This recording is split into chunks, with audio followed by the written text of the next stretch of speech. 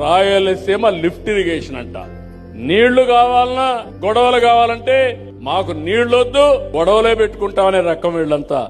అటువైపు తెలంగాణ కానివ్వండి, ఇటువైపున ఆంధ్ర కానివ్వండి, అందరం ఒకటే భాష మాట్లాడతాం, అందరం అన్నదమ్ములమని. Nobody is against the other. Telangana ప్రాంతంలో వాళ్లకు నష్టం చేయాలని జగన్ ఏ రోజు ఆలోచన చేయడు, తపన పడడు, తాపత్రయపడడు. అయితే మా ప్రాంతంలో ఉన్న మా వాళ్లకు మాత్రం నష్టం జరగకుండా చూసుకునే కార్యక్రమం కూడా చేయడం మా ధర్మం.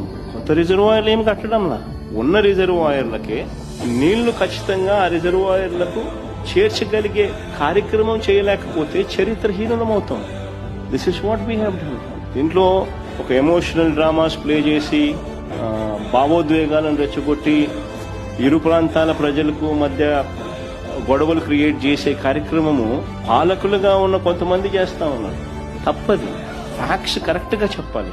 కరెక్ట్ గా చెప్పినప్పుడు ప్రజలైనా అర్థం చేసుకుంటారు.